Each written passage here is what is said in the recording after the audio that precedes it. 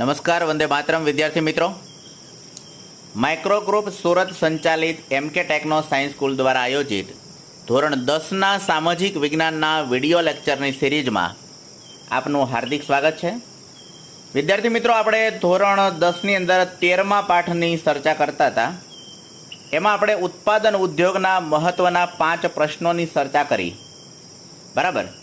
આગળ આપણે વાત કરવા જઈ રહ્યા છીએ બહુ જ મહત્ત્વનો અને છઠ્ઠો એવો પ્રશ્ન, ભારતમાં ઊની કાપડ વિશેની માહિતી. ઊની કાપડને આપણે ગરમ કાપડ તરીકે ઓળખીએ છીએ. ભારતમાં ઊની કાપડ ઉદ્યોગ છે એની શરૂઆત એક કુટીર ઉદ્યોગ સ્વરૂપે કરવામાં આવી હતી. એની પહેલી મિલ એ કાનપુરની અંદર સ્થપાઈ અને ત્યાર પછી ધારીવાલ અને બેંગ્લોરની અંદર મિલો શરૂ કરવામાં આવી. અહીંયા આપણા માટે અગત્યનો 1 માર્કનો સવાલ પૂછાય. બરાબર, કે ભારતની અંદર ગરમ કાપડની મિલ સૌપ્રથમ ક્યાં શરૂ કરવામાં આવી? તો કાનપુરની અંદર. ભારતનો ગરમ કાપડ ઉદ્યોગ છે એ પંજાબ, મહારાષ્ટ્ર, ઉત્તર પ્રદેશ, ગુજરાત, હરિયાણા, કર્ણાટક, જમ્મુ કાશ્મીર અને રાજસ્થાનની અંદર કેન્દ્રિત થયેલો છે. એનો મતલબ એવો છો કે આટલા બધા રાજ્યો છે, બરાબર, એમાં ભારતનો ગરમ કાપડ ઉદ્યોગ છે એ સૌથી વધારે માત્રામાં ધમધમે છે. આજે ભારતમાં ઊની એટલે કે ગરમ કાપડની સૌથી વધારે મિલો એ પંજાબમાં છે અને ત્યાર પછી મહારાષ્ટ્ર એના બીજા ક્રમે આવે છે. ઉત્તર પ્રદેશની અંદર પણ ગરમ કાપડની મિલો આવેલી છે.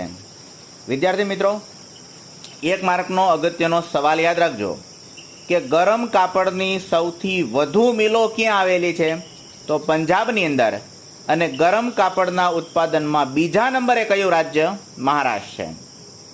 પંજાબની વાત કરવામાં આવે તો પંજાબમાં ધારીવાલ છે, લુધિયાણા, અમૃતસર, મહારાષ્ટ્રની અંદર મુંબઈ, ઉત્તર પ્રદેશમાં કાનપુર, શાહજહાંપુર, આગ્રા અને મિર્ઝાપુર, ગુજરાતની અંદર અમદાવાદ અને જામનગર, હરિયાણામાં પાણીપત અને ગુણગાંવ, રાજસ્થાનની અંદર બિકાનેર અને જયપુર, જમ્મુ કાશ્મીરમાં શ્રીનગર તથા કર્ણાટકમાં બેંગ્લોરની અંદર આવા ઊની કાપડ ઉદ્યોગના મહત્ત્વના કેન્દ્રો આવેલા છે.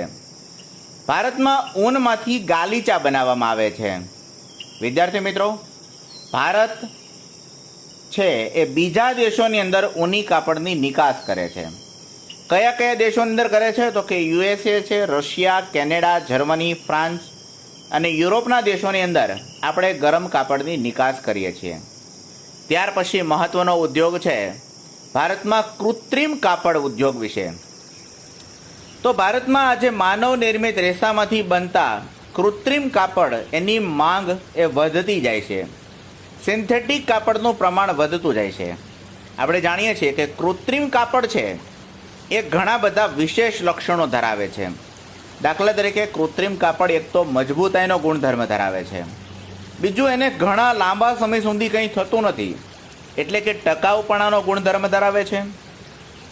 રંગવાની તેમજ વણાટની અંદર પણ સરળતા છે અને એમ કહી શકાય કે આંખોને ગમે એવો આકર્ષક દેખાવ, આવા બધા ગુણને લીધે કૃત્રિમ કાપડ એ કાપડ ઉદ્યોગની અંદર એક મોટી ક્રાંતિ સર્જી છે. કૃત્રિમ કાપડની ગુણવત્તા વધારવા માટે કૃત્રિમ રેસાની સાથે કપાસ, રેશમ અને ઊનના રેસા ભેળવીને એમાં મિશ્ર કાપડ તૈયાર કરવામાં આવે છે. આ કાપડ ક્ષેત્રે થયેલી એક મહત્ત્વની ક્રાંતિ કહી શકાય દોસ્તો. આ ઉદ્યોગ એ મોટે ભાગે કેરળ, તમિલનાડુ, કર્ણાટક, મહારાષ્ટ્ર, ગુજરાત, ઉત્તર પ્રદેશ, પશ્ચિમ બંગાળ, મધ્યપ્રદેશની અંદર વધારે માત્રામાં વિકસ્યો છે. આ ઉપરાંત મુંબઈ, અમદાવાદ, સુરત, દિલ્હી, વડોદરા, કાનપુર, ચેન્નાઈ, અમૃતસર, ગ્વાલિયર, મોદીનગર અને કલકત્તાની અંદર પણ આવા કૃત્રિમ કાપડ ઉદ્યોગના કેન્દ્રો આવેલા છે. વિદ્યાર્થી મિત્રો, સૌથી મહત્ત્વનો ઉદ્યોગ એવા ખાંડ ઉદ્યોગ વિશે આપણે વાત કરવા જઈ રહ્યા છીએ. આપણે જાણીએ છીએ કે ભારતની અંદર શેરડીના રસમાંથી ગોળ બનાવવાનો ઉદ્યોગ એ ઘણો જ પ્રાચીન ઉદ્યોગ છે. ભારતમાં ખેતી આધારિત ઉદ્યોગોમાં કાપડ પછી ખાંડ એ બીજા નંબરનો ઉદ્યોગ છે. ખાંડ ઉદ્યોગ એ શેરડી ઉપર આધાર રાખે છે. ભારતમાં પુષ્કળ પ્રમાણમાં જ્યાં શેરડી પાકતી હોય ત્યાં મોટે ભાગે ખાંડના કારખાના સ્થાપવામાં આવે છે. એટલે એવું કહી શકાય દોસ્તો કે ભારતમાં પુષ્કળ શેરડી પાકતી હોવાથી ગોળ અને ખાંડસરી મળીને ખાંડના ઉત્પાદનમાં ભારતનું સ્થાન વિશ્વમાં પ્રથમ નંબરે છે. શેરડી વજનમાં ભારે છે અને બગડી જવાનો ગુણધર્મ ધરાવે છે. આ પણ બહુ મહત્વનો પ્રશ્ન છે. એને કપાયા પછી એ સુકાવા લાગે છે અને એમાં સાકરનું પ્રમાણ ધીમે ધીમે ઘટવા લાગે છે. આથી આ શેરડી કપાય એની 24 કલાકની અંદર જો એમાંથી રસ કાઢી લેવામાં આવે, મતલબ કે એનું પિલાણ કરી નાખવામાં આવે, તો જ એમાંથી સારો એવો ફાલ લઈ શકાય છે. એટલે કે 24 કલાકમાં એનું પિલાણ કરવું જરૂરી છે, એમાંથી રસ કાઢી લેવો જરૂરી છે. આ કારણે ખાંડના કારખાના છે, બરાબર, અને શેરડી ઉત્પાદક કેન્દ્રો, જ્યાં શેરડીનું સૌથી વધારે ઉત્પાદન થતું હોય ત્યાં નજીકના વિસ્તારની અંદર ખાંડ ઉદ્યોગનો વિકાસ કરવામાં આવે છે. ભારતમાં ખાંડ અને ખાંડસરી બનાવવાના કારખાના એ ઉત્તર પ્રદેશ, મહારાષ્ટ્ર, તમિલનાડુ, કર્ણાટક, આંધ્રપ્રદેશ અને ગુજરાત રાજ્યોની અંદર જોવા મળે છે. ગુજરાતમાં ખાંડના કારખાનામાં વાત કરીએ તો બારડોલી છે, ગણદેવી, સુરત, નવસારી, ઓલપાડ, વ્યારા, ભરૂચ અને કોડીનાર અને તલાલા, ગીર, બરાબર, આવા ક્ષેત્રોની અંદર ગુજરાતમાં ખાંડ ઉદ્યોગના કેન્દ્રો જોવા મળે છે. વાત કરીએ મિત્રો કાગળ ઉદ્યોગ વિશેની માહિતી. આપણે જાણીએ છીએ કે કાગળ બને શામાંથી? તો કાગળ બનાવવા માટે પોચું લાકડું જોઈએ, વાંસ જોઈએ, ઘાસ જોઈએ અને શેરડીના કૂચા એટલે કે કચરામાંથી, આવા બધામાંથી કાગળ બનાવવામાં આવે છે. આંધ્રપ્રદેશ, મહારાષ્ટ્ર, પશ્ચિમ બંગાળ, ઓડિશા, કર્ણાટક, ગુજરાત, મધ્યપ્રદેશ, છત્તીસગઢ, તમિલનાડુ અને હરિયાણા, આટલા બધા રાજ્યોની અંદર કાગળનું ઉત્પાદન થાય છે. ગુજરાતની અંદર અમદાવાદ, રાજકોટ, સુરત, વાપી, વલસાડ, વડોદરા, આ બધા જિલ્લાની અંદર કાગળ ઉદ્યોગનો વિકાસ થયેલો જોવા મળે છે. મિત્રો, સૌથી ઇમ્પોર્ટન્ટ એવો કહી શકાય લોખંડ અને પોલાદ ઉદ્યોગ વિશે. વાત કરીએ ભારતના લોખંડ અને પોલાદ ઉદ્યોગ વિશેની માહિતી. તો ભારતનો લોખંડ અને પોલાદ ઉદ્યોગ છે એ ભારતના અર્થતંત્રનો ચાવીરૂપ ઉદ્યોગ છે, બરાબર. આ ઉદ્યોગના ઉત્પાદનમાંથી ઘણા બધા પ્રકારના યંત્રો બનાવવામાં આવે છે, ઓજારો બનાવવામાં આવે છે. યંત્રોના નાના મોટા ભાગો એટલે કે સ્પેરપાર્ટ બનાવવામાં આવે છે. ભારતમાં લોખંડ બનાવવાનો વ્યવસાય ઘણો બધો જૂનો છે, પ્રાચીન છે. સિરિયાના દમાસ્કસમાંથી, આ શહેરમાંથી તલવાર બનાવવા માટેના લોખંડની આયાત એ ભારતમાંથી કરવામાં આવતી હતી.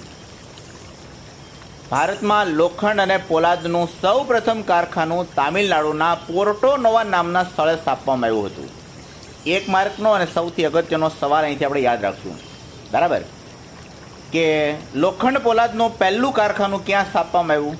તો ભારતમાં લોખંડ અને પોલાદનું પહેલું કારખાનું તામિલનાડુના પોર્ટો નોવા નામના સ્થળે સ્થાપવામાં આવ્યું હતું, પણ કેટલાક કારણોસર એ બંધ પડી ગયું અને ત્યાર પછી પશ્ચિમ બંગાળના કુલ્ટી ખાતે બીજું કારખાનું સ્થાપવામાં આવ્યું, જે આજે પણ શરૂ છે. લોખંડ અને પોલાદનું મોટા પાયા ઉપર થતું ઉત્પાદન જો કોઈ રાજ્યની અંદર વધારે માત્રામાં થતું હોય તો એ ઝારખંડ છે. અને ઝારખંડની અંદર જમશેદપુરનું કારખાનું 1970ની અંદર શરૂ કરવામાં આવેલું. અહીંયા બીજો એક અગત્યનો સવાલ આપણા માટે, બરાબર, કે લોખંડ પોલાદનું મોટા પાયા પરનું ઉત્પાદન કરતું ઝારખંડનું જમશેદપુરનું કારખાનું ક્યારે શરૂ કરવામાં આવ્યું? 1907ની અંદર. ત્યાર પછી પશ્ચિમ બંગાળમાં બર્નપુર અને કર્ણાટકમાં ભદ્રાવતી ખાતે પોલાદનું કારખાનું બનાવવામાં આવ્યું. સ્વાતંત્ર્ય બાદ દેશની અંદર ભિલાઈ, બોકરા, રાઉરકેલા, દુર્ગાપુર, વિશાખાપટ્ટનમ, ચેલમ વગેરે સ્થળોએ આધુનિક મોટા કારખાના સ્થપાયા છે. લોખંડ પોલાદ ઉદ્યોગ એ ભારે ઉદ્યોગ છે. તેમાં કાચા માલ તરીકે લોહ અયસ્ક, કોલસો, ચોનાના પથ્થર અને મેંગેનીઝનો કાચી ધાતુ તરીકે ઉપયોગ કરવામાં આવે છે. ગુજરાતમાં હજીરા પાસે મિની સ્ટીલ પ્લાન્ટ સ્થાપવામાં આવ્યો છે. અહીંયાથી પણ એક માર્કનો અગત્યનો સવાલ યાદ રાખો ને દોસ્તો, કે મિની સ્ટીલ પ્લાન્ટ ક્યાં સ્થાપવામાં આવ્યો છે? ગુજરાતમાં હજીરા પાસે. ટાટા સિવાયના ભારતના લોખંડ પોલાદના બધા કારખાનાનો વહીવટ એક શેલ નામની કંપની કરે છે. આ શેલ એનું ફૂલ ફોર્મ છે steel authority of India limited. આ એક માર્ક્સનો ટૂંકો સવાલ યાદ રાખજો. શેલનું ફૂલ ફોર્મ જણાવો. તો steel authority of India limited A શેલનું full form છે. શેના માટે જાણીતું છે? તો કે ટાટા સિવાયના ભારતમાં જેટલા લોખંડ પોલાદના કારખાના છે આ બધાનો વહીવટ કરવાનું કામ આ એકમાત્ર ઇન્સ્ટિટ્યૂટ કરે છે. લોખંડ પોલાદ ઉદ્યોગ એના ઉત્પાદનમાં વિશ્વમાં ભારત 5મા નંબરનું સ્થાન ધરાવે છે. હેતુલક્ષી પ્રશ્નો, ખાલી જગ્યા, ખરા ખોટા, જોડકા બધામાં પૂછી શકાય એવો પ્રશ્ન છે કે લોખંડ પોલાદના ઉત્પાદનમાં ભારતનું સ્થાન કેટલામું? તો 5મું સ્થાન છે વિશ્વની અંદર. વાત કરીએ મિત્રો ખનિજ આધારિત ઉદ્યોગોની અંદર એલ્યુમિનિયમ ગાળણની.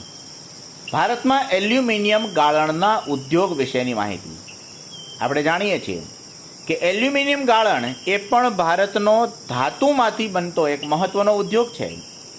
એલ્યુમિનિયમ વજનમાં હલકી છે, એ મજબૂત ધાતુ છે, એને ટીપી શકાય છે, વિદ્યુત અને ગરમીની સુવાહક છે અને કટાઈ નહીં એવી ધાતુ હોવાથી મેંગેનીઝ, તાંબુ, જસત, લિથિયમ અને મેગ્નેશિયમની સાથે એની વજનમાં હલકી પણ પોલાદ જેવી મજબૂત મિશ્ર ધાતુઓ એમાં સડકના વાહનો, રેલવે, હવાઈ જહાજ તથા અનેક યાંત્રિક સાધનો બનાવવા માટે આ એલ્યુમિનિયમનો ઉપયોગ કરવામાં આવે છે. એલ્યુમિનિયમના ઉત્પાદનની અંદર સૌથી વધારે ખર્ચ છે દોસ્તો એ વીજળી પાછળ જાય છે. એટલે કે એલ્યુમિનિયમનું ઉત્પાદન કરવું હોય તો 30થી 40% ખર્ચ એકમાત્ર વિદ્યુત પેટે જાય છે. આથી જ્યાં વિદ્યુત સારી રીતે મળતી હોય, જળ વિદ્યુત ઉપલબ્ધ થતી હોય અથવા વિદ્યુત સસ્તી મળતી હોય અને બોક્સાઇટ જ્યાંથી મળતું હોય ત્યાં એલ્યુમિનિયમ ગાળણનો ઉદ્યોગ સ્થાપવામાં આવે છે. ભારતમાં એલ્યુમિનિયમ ગાળણના કેન્દ્રોમાં ઓડિશા છે, પશ્ચિમ બંગાળ છે, કેરળ, ઉત્તર પ્રદેશ, છત્તીસગઢ, મહારાષ્ટ્ર અને તમિલનાડુની અંદર એલ્યુમિનિયમ ગાળણના ઉદ્યોગો આવેલા છે. એલ્યુમિનિયમની જેવી જ એક મહત્ત્વની ખનિજ છે તાંબુ. વાત કરીએ દોસ્તો ભારતમાં તાંબુ ગાળણ ઉદ્યોગ વિશેની માહિતી. આપણે જાણીએ છીએ કે ભારતનો તાંબુ ગાળણ ઉદ્યોગ એ પણ એક મહત્ત્વનો ઉદ્યોગ છે.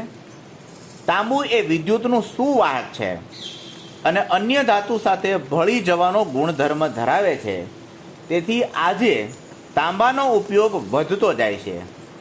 આપણે બધા જાણીએ છીએ કે વિદ્યુતના તમામ પ્રકારના ઉપકરણો, refrigerator, air conditioner, automobile, radiator અને ઘર વપરાશના સાધનોની અંદર તાંબાનો ઉપયોગ થઈ રહ્યો છે. ભારતમાં તાંબુ ગાળવાનો સૌ પ્રથમ એકમ ભારતીય તાંબા નિગમ દ્વારા ઝારખંડ રાજ્યની અંદર ઘાટશિલા ખાતે સૌ પ્રથમ શરૂ કરવામાં આવ્યો હતો. અહીંયા એક માર્કનો સવાલ યાદ રાખવા જાકો છે દોસ્તો કે ભારતમાં તાંબુ ગાળણનો સૌ પ્રથમ ઉદ્યોગ ક્યાં સ્થાપવામાં આવ્યો? તો ઝારખંડ રાજ્યના ઘાટશિલા ખાતે. એનું નામ શું હતું? તો કે ઇન્ડિયન કોપર લિમિટેડ, જેને આપણે ICC કહીએ છીએ. 1972માં ભારતીય તાંબા નિગમને બરાબર હિન્દુસ્તાન કોપર લિમિટેડ એટલે કે HCL એવા નામથી પણ ઓળખવામાં આવે છે અને એ અંતર્ગત એને હસ્તાંતરણ કરવામાં આવ્યું. આજે હિન્દુસ્તાન કોપર લિમિટેડ દ્વારા તેમજ ખાનગી ક્ષેત્રે તાંબાનું ઉત્પાદન કરવામાં આવે છે. ભારતમાં તાંબાનું ઉત્પાદન એ દેશની જરૂરિયાત પૂરી કરી શકતા નથી. તેથી એને ઝામ્બિયા, ચીલી, USA અને કેનેડામાંથી આપણે આયાત કરવું પડે છે. વિદ્યાર્થી મિત્રો, આ એકમાત્ર એવી ખનિજ છે કે જે આપણા દેશના લોકોની જરૂરિયાતને પૂરી નથી કરી શકતા, એટલે એને વિશેષ માત્રામાં વિદેશ પાસેથી મંગાવવી પડે છે. તાંબાની વાત કરીએ આપણે. આગળ વાત કરીએ દોસ્તો ભારતમાં રસાયણ ઉદ્યોગ ક્ષેત્રે માહિતી. બરાબર, તો રસાયણ વિજ્ઞાનની વાત કરવામાં આવે તો રસાયણ છે બરાબર એને પ્રયોગાત્મક વિજ્ઞાન પણ કહેવામાં આવે છે. એટલે ભારતમાં રસાયણ ઉદ્યોગ વિશેની ચર્ચા કરીએ તો ભારતમાં કાર્બનિક અને અકાર્બનિક એમ બે પ્રકારના રસાયણ ઉદ્યોગોનો ઝડપી વિકાસ થઈ રહ્યો છે. બે શબ્દો પકડવા જેખા છે, કાર્બનિક અને અકાર્બનિક. બરાબર. આ અકાર્બનિક રસાયણ છે ને એમાં કોનો કોનો સમાવેશ થાય? તો કે ગંધકનો તેજાબ છે, નાઇટ્રિક એસિડ છે, ક્ષારીય સામગ્રી છે, સોડા એશ, કોસ્ટિક સોડા અને ક્લોરીનનો સમાવેશ અકાર્બનિકની અંદર કરવામાં આવે છે. વિદ્યાર્થી મિત્રો, કાર્બનિક ઉદ્યોગોના સંદર્ભમાં પેટ્રો રસાયણ એટલે કે પેટ્રોકેમિકલ્સ છે એ મુખ્ય ઘટક છે. પેટ્રો રસાયણનો ઉપયોગ ક્યાં થાય? તો કે કૃત્રિમ રેસા બનાવવા માટે. બરાબર. કૃત્રિમ રબર બનાવવા માટે, પ્લાસ્ટિકની બનાવટમાં, રંગ અને રસાયણ બનાવવા માટે, દવાઓ બનાવવા માટે, આવા બધાની અંદર પેટ્રો રસાયણનો ઉપયોગ કરવામાં આવે છે.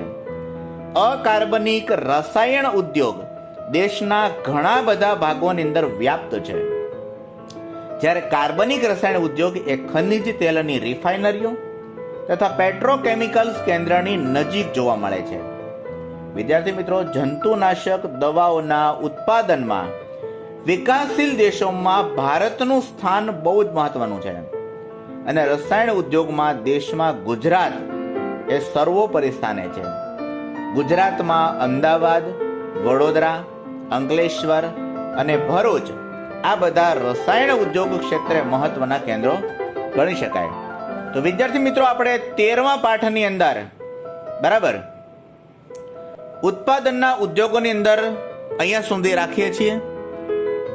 આજ સુધીના તમામ પ્રશ્નો એક વખત રિવિઝન કરજો, ત્યાર પછી આપણે આગળ ચર્ચા કરશું. આભાર, ધન્યવાદ. વંદે માતરમ. ભારત માતા કી જય.